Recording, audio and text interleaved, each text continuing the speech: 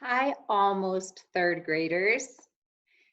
Today I want to show you a book called A Letter to My Teacher. And while we're looking at this book, we're going to be thinking about making inferences. When we infer, we use what we already know plus clues from the book to figure out things that the author didn't tell us. So as we read, we'll kind of stop and do some inferring together. A letter to my teacher.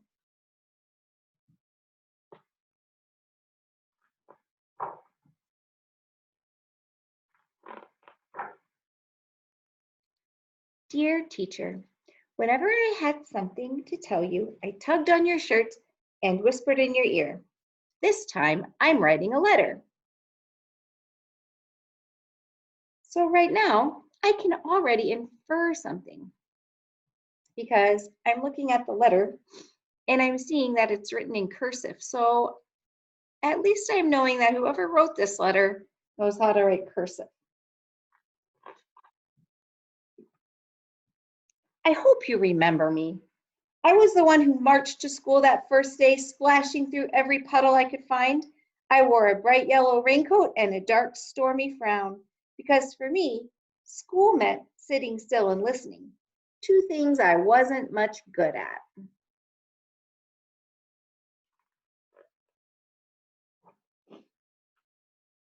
I stood there, ornery and dripping, just sure I'd get in trouble.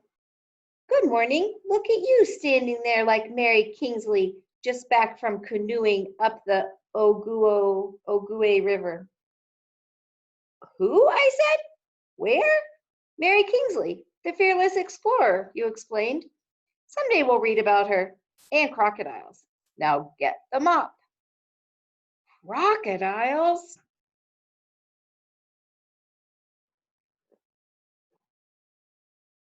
After taking attendance, you made a big announcement.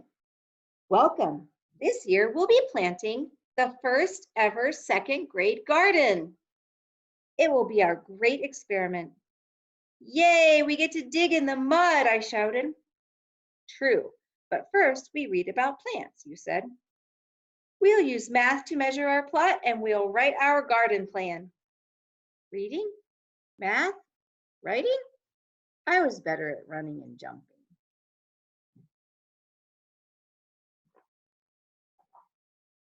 The next week we visited the creek behind the school to learn about plants and water.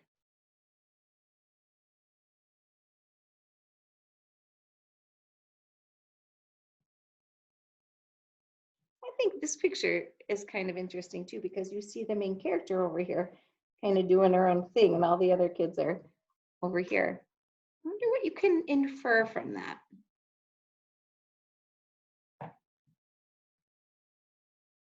When you weren't watching, I started to hop the rocks. Right in the middle, I got stuck.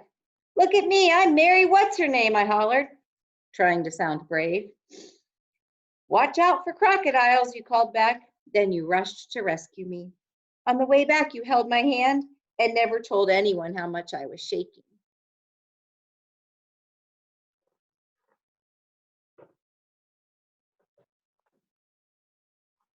All fall, I tried hard to sit still. Right before Thanksgiving vacation, you asked who wanted to take the Mouse brothers home. Me, pick me, I shouted.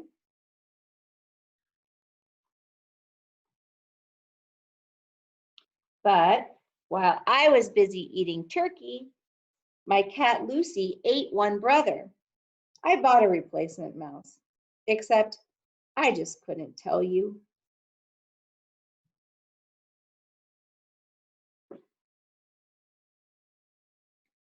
One day when we were cleaning their cage, you called me over to your desk and told me that we might have to change the brothers' names to Ma and Pa Mouse. You knew the whole time, I said. Laughing, you said, might as well get used to it. Teachers see everything.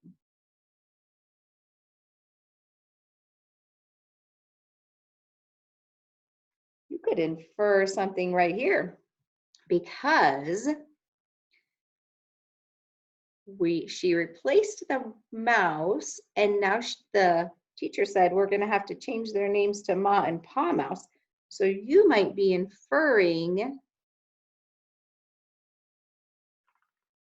that the mice are going to have a family. And there's going to be baby mice. When winter came, the reading corner became our secret garden of stories. On Friday afternoons, we all curled up in a heap to listen, just like our new litter of mice. I loved it when you read to us and always begged for more, but I hated being called on to read aloud. I kept tripping over words. Once, right before my turn, I yelled, "Raise your hand if you want to go home." Another time, I clutched my throat and croaked, "Uh-oh, I lost my voice."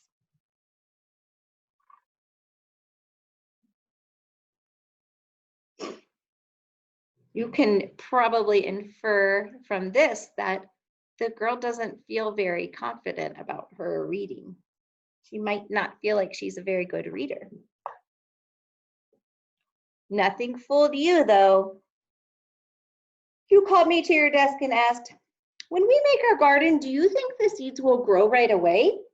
"No," I said. "Everyone knows they need time and sun and water." "Well, learning to read takes time too." "Now, I think you have a cat." I nodded. "Lucy, the one who likes mice." "I'd like you to read to Lucy every day," you suggested. "It might keep her out of trouble." I giggled. "Maybe I'll read her Puss in Boots."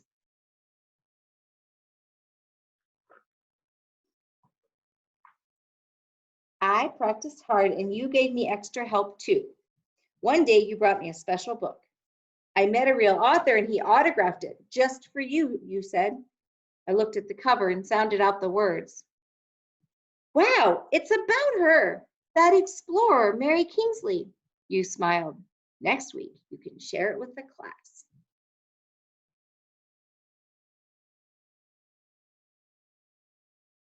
In March, we explored our town.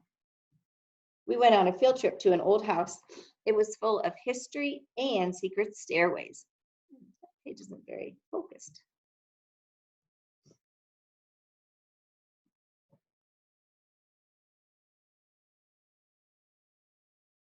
It's so much better.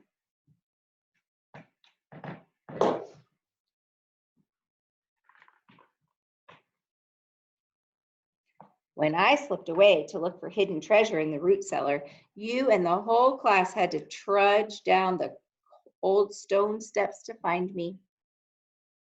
I think even you lost your patience that time. Exasperating was the word you used. I remember because that night my mom helped me look it up in the dictionary. I'm going to try something else, you guys, so you can see better. That's pretty decent. There they are. She's having to bring the kids down with her.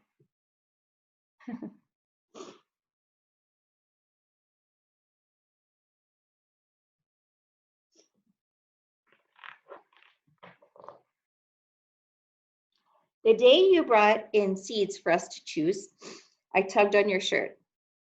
"Can we plant this kind? The packet says early spring. We can have bright red radishes in just a few weeks." "Good reading and great idea," you said. Thanks to the math games we played, measuring our garden patch was easy. At last, we turned over our soil and were ready to plant. I was radish crew chief and read out the instructions all by myself. All spring, we weeded and watered and kept garden journals too.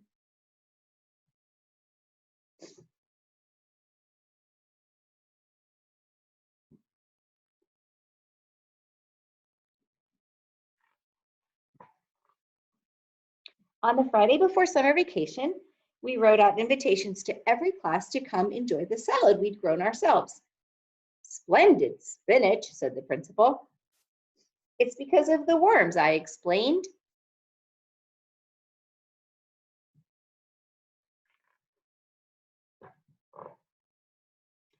I didn't know how to say thank you, so on the last day, I gave you a present, a memory quilt.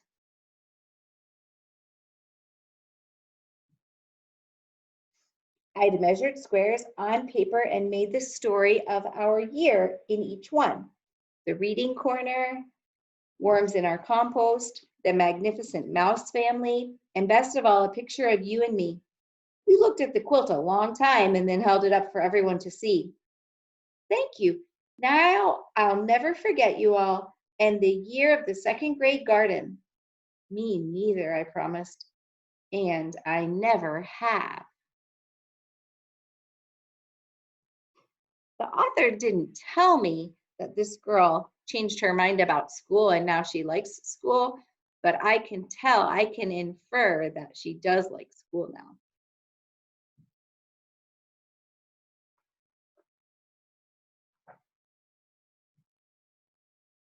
For a long time now, I've been wanting to write to tell you that even though I didn't always listen, and I know I was exasperating, second grade really was the best year ever. So I guess you won't be too surprised to hear that I still like to stomp through creeks, dig in the garden, and even read out loud to my cat. Most of all, I want to tell you that I'm about to start my first job. And tomorrow morning when I go to work, I'll think about everything you helped me explore and try my best to be like you. I wonder if we can infer what kind of job she's going to start. We do have some clues in what the author just told us. Looks like she's looking at her second grade class picture. Here she is now, she's a grown-up.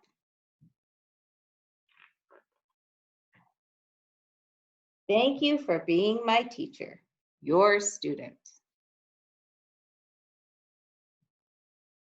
I wonder if you were right when you inferred what her job was going to be. So here she is now, she's going to be a second grade teacher. All right, tomorrow we are going to actually write letters to your third grade teacher. So, well, we'll get started on planning to write them. So we'll talk about that tomorrow. You have no jobs today. You don't need to write anything or type anything. Just hang out, and I hope you enjoyed the book. I'll see you tomorrow.